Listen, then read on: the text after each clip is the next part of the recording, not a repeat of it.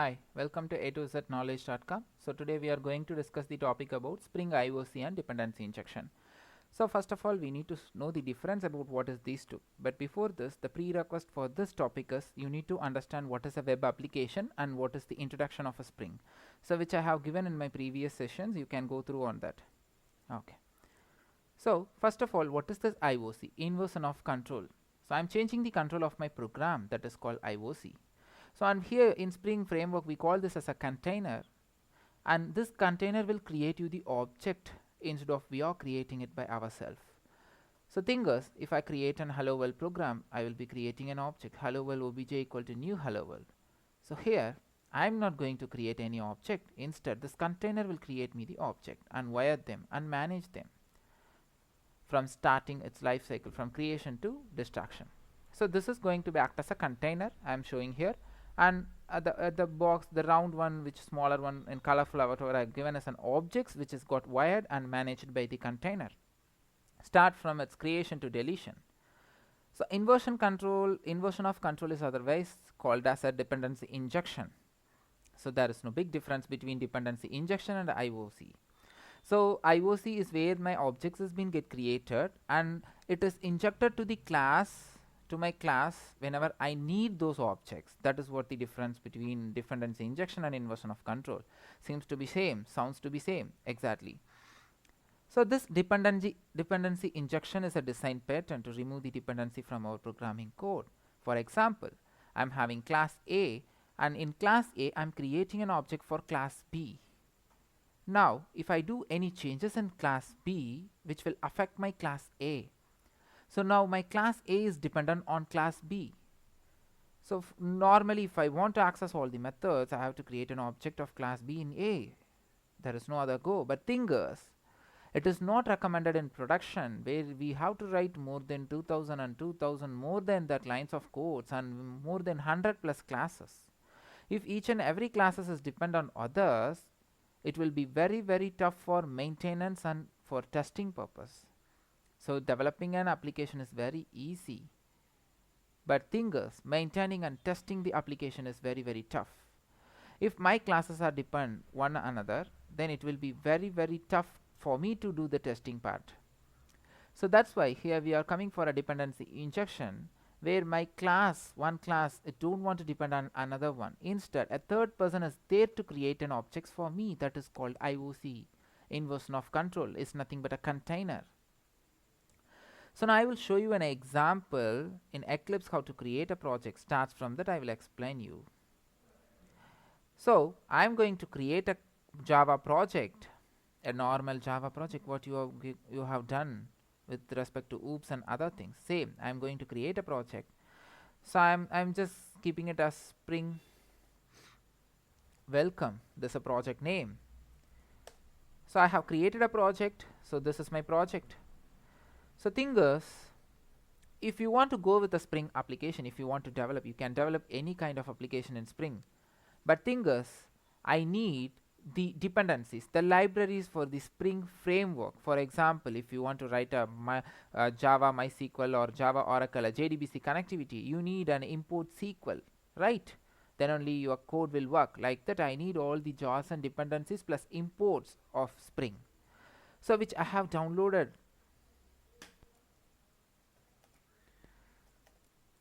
Already I have downloaded my jar files of Spring from sites, and this jar file is there in my site. A download link is there, you can download from it. So now I'm going to add this dependencies to my project. Just copy all these jar files, come to your Eclipse and right click your project, new, create a folder, a lib. Now in this folder I'm going to paste all my jars, whatever I have copied. And once this jar has been copied, I have to create a path between my jars and my project. The next step is I'm going to create a path, means I'm going to build a path. So right click your project, go to properties, you will find the Java build path and click libraries. And in right hand side go for add jars and expand your project. Expand the lib folder, you will get your jars. Just select all these jars and just give OK. And one more OK. So now my jar and my project has been got builded successfully. Now I am going to create a class files and one XML file, because the XML file is responsible for the container. So here I am going to create an object for my class in an XML file. Now that's what we are going to see. Means here object is nothing but, here we used to call it as a bean. Okay, so I said an object starts from its creation to deletion, I said, right? So means a bean life cycle is nothing but an object life cycle. So in one of my video I have explained you about the bean life cycle. You can refer if you want. So already I have done with the project. Now I am going to copy the class files and I am going to paste this in this project plus my XML file. I will explain you step by step. Now I am having a package com.a to z, and inside that I am having two files, clientlogic.java and welcomebean.java, and one more XML file I am having. Now I am just opening this welcomebean.java, where I have created a class welcomebean, and then I have created a private variable message. And after creating this as private variable, I am allowing an access for this private variable via a public method by using getter and setter. So if you are not strong with this getter and setter, I have given a separate video in my Spring tutorial session is there. You can see what is getter and setter, then you can enter into this video. So here I am only using the set, not the get. Okay, so by using the set I am writing my values, means I am just writing my values. By get I can read my values. Now set message, now what I am doing is I am allowing an access via public method to my private variable. I have given this brief example about what is getter and setter in my previous video. You can look into that. So now I created a method set message and string message. So here you can see this is a global variable and this is a local variable, right? So that's why I'm using this keyword here to differentiate my global variable as different from my local variable. So I am assigning the values to my this dot message, and I have created a method void show, and I have to print this message. Okay, so we created a property message, but we didn't give the value. Where I have to give the value? So this is the class. So now I'm going to create an object, means a bean in an XML, that is a container. So here bean is nothing but your normal object. So bean ID is an attribute and ID1 is the object which we have created for the class welcome bean. And I'm having a class, and here I have to give to which class I have created this object, right? So I'm giving a class name with including my package com.a to z.welcome, and property name is message, because I have written a property name as message here. So I'm just giving her a message, and value welcome to Spring. So this will be get printed in your console when I run this program. So I'm passing my value from my XML file. Now someone is here, a client logic, to read this file and to print my output as a main method. So inside this main method I'm having something, a new word, right? So you can see resource, bean factory and class path, something, right? So I have imported everything here.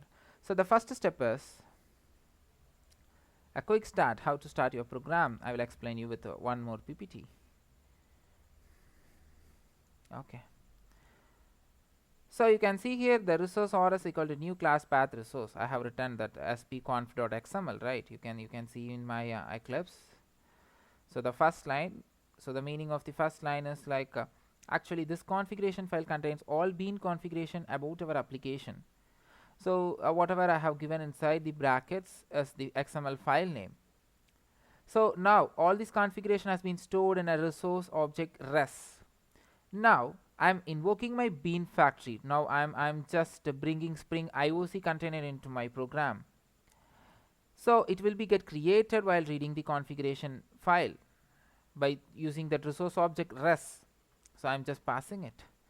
So I want this bean factory because I need that IOC container, right? So I'm just getting my bean factory into my program. Now I'm passing all my configuration details about the bean as a res, because the res is the object which I created for the resource class, right? Now then next one is, so now I can get my required object whatever I need, right? So I said whatever I need I can get it from the XML file. So the welcome bean is a class, and I have created an object, and I'm by using the object of bean factory dot get bean, I'm getting my bean ID1, and then at last you can see the object wb.show. Now if I run this code, what happen is the resource file will read the configuration and bean factory will get the configuration of via rest to create a beans, and then after creating this bean I am getting the id 1, means only one bean I have given, so one bean is got created, and now I am getting the id 1 of the class welcome bean with the property name message, and the value has to be printed welcome to Spring. So if I run this client logic.java, I will get welcome to Spring. So that's all about whatever I got the answer. So here if you want to create an object via Spring, you have to create it in XML file only. So from this XML file, now the dependency injection is coming into picture. From this XML, my object is getting injected to the class client logic. So here my two classes are not dependent to each other. Okay, so in maintenance wise it will be very easy for me to maintain this. Once you are done with what is Spring introduction and who founded all those stuff, you have to enter into the core concept of IOC and dependency injection. I hope that I have given you the nice solution and I cleared your doubts. So I have given lot many videos with respect to Java and other technologies plus Spring, both in two languages, Tamil and English.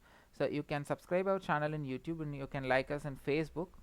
So you will get a notification when I create a new video. Forward this to your friends and colleagues. Thanks for watching A to Z knowledge.com.